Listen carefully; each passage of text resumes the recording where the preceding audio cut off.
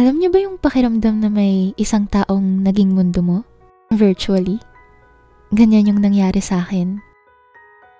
Hi, ako nga pala si Rina. At ito ang kwento ko at ng boyfriend kong poser na si Axel. Nagkakilala kami sa Facebook. Nag-message siya sa akin all of a sudden. Sobrang weird nga. Kahit yung unang message niya, muntik ko pa sanang i-block. Pero ito, magti 3 years na kami. Samahan niyo ako hanggang dulo ah. Promise?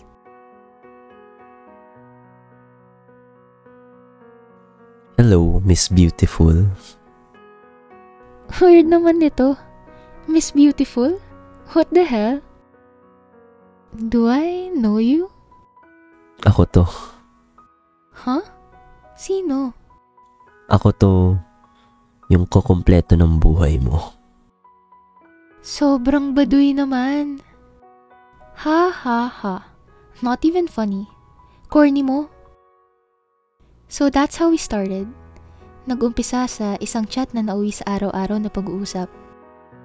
Fast forward, balikan natin kung paano ako tinuruan ni Axel na bigyan ng halaga ang life at kung ano nga ba ang love. Katulad nitong pag-uusap namin ng best friend kong si Miro years ago. At ayan si Miro, best friend ko simula grade school. Matagal na kaming mag-best friend niyan.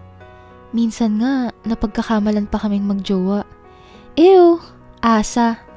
Para ko ng kapatid yan, di kami talo.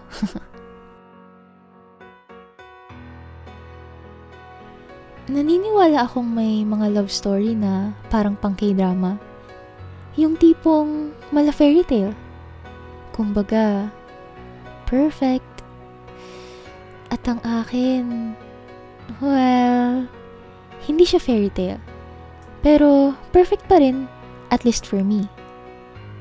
And si Axel ang dahilan kung bakit. Ayan na naman siya. Ewan ko ba dito kay Rina? Sobra na ata kakanood ng K-drama at mga fairy tale. Kala niya sa totoong buhay ganun din. Pero kahit ganyan yan, nako. Wow ah, sa kwento mo parang ang perfect naman masyado niyan si Axel. Talaga, 3 taon na kaming magkausap.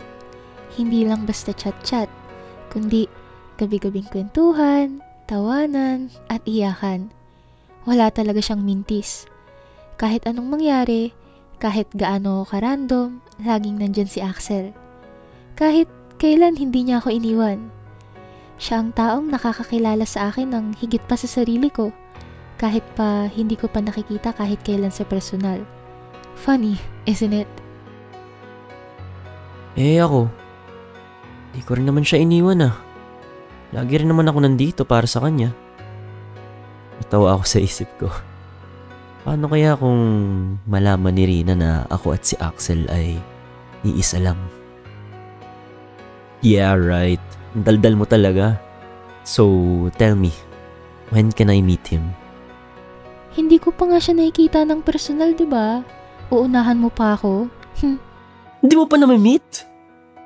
Oo nga. Kakasabi ko lang, diba? Ang kulit. Laging ganyan ang reaksyon ng mga tao tuwing nababanggit ko si Axel. Para bang automatic red flag ang relasyon namin. Like, our relationship is just a joke for them. Kasi ako lang daw yung baliw na 3 years na sa relationship pero hindi pa nagkikita. Ano naman? Hindi ko kailangan makita siya ng personal para maramdaman na totoo siya. Kasi alam kong totoo siya sa akin. O, yun ay ang akala ko. Para mas makilala niyo pa si Axel at ang relationship namin, sa loob ng 3 years, this is how our love story went. Hello. Good morning. Good night. I've been receiving messages from this weirdo for how many days na. Hindi ko rin alam kung bakit hindi ko binoblock. Ewan ko ba? Sus, kunyari pa. Palibhasa ang gwapo sa profile picture. Well, totoo naman na ang gwapo. Kung ikaw may poging makulit na chat ng chat sa'yo, ibablock mo ba? Syempre, hindi. Ingat sa pagpasok sa school, Miss Beautiful. What the? At paano mo naman nalaman na papasok ako sa school? Nakita ko na nag-type siya at nawala. Haba, stalker ba to? Huy, Hula ko lang. Ako kasi papasok na rin ako sa school. nako, siguraduhin mo lang. Baka mamaya, stalker pala kita sa school. Di pa nga kita nakikita sa personal. Okay. Nag-continue yun na ganun araw-araw.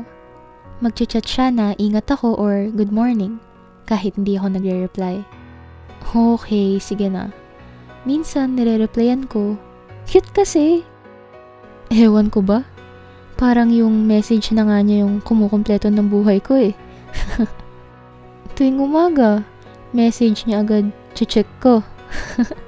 Baka siya na ang kukumpleto sa buhay ko ah. Good morning. Happy birthday. Hayos ah. Pati birthday ko alam nito. Thanks. Yun na yun. Nabother ako na hindi niya ako nireplyan kaya chinat ko ulit siya. So, ilang taon ka na? 17 years old ako. Ikaw? At doon na nagumpisa ang pag-usap namin ng madalas hanggang sa naging close kami. At tinanong niya ako kung pwede niya raw ba akong ligawan. Ayoko.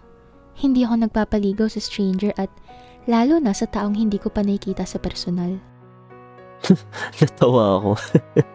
Pero, nakikipag-usap sa stranger? Ay, nako, Rina. Pwede naman kitang ligawan dito. Oh, sige. Paano? Haranahin kita? Wow! Feeling. Kumakanta ka? Oo. Gusto mo ba marinig? Hanggang sa sinagot niya rin naman ako. Ba't niya ako sinagot? Kasi pogi at maganda raw boses ko. Pakiramdam niya raw kasi ako na si the one. My love, ano po ginagawa mo? Nag-aaral. Kunwari. Uy, let me see. Send pic. Wow, sipag mo ah. Shh! Alam mo namang ikaw ang isa sa mga inspiration ko eh. Uy, nakakakilig ka. Huwag kang ganyan, baka pakasalan na talaga kita nang wala sa oras. Try me. You know I won't hold back. Then, will you marry me? Someday? Ewan ko sa'yo, Axel. Tulog ka na nga. Okay naman relationship namin. Punong-puno ng saya at minsan tampuhan hanggang sa nung magfa 5 months na kami, inaya niya akong makipagkita sa kanya. 5 months na tayo, love. Kailan tayo magkikita? Nakailang bura ako. Pinag-iisipan ko anong sasabihin sa kanya. Paano naman kami magkikita kung lagi ko naman siyang nakikita? Paano ko aaminin sa kanya na ako rin si Miro? For sure, madidisappoint yun. Need pa ba yun, love? Siyempre. Gusto kaya kita makita at siyempre para mag-date din tayo. I'll try. Pero, ano kasi...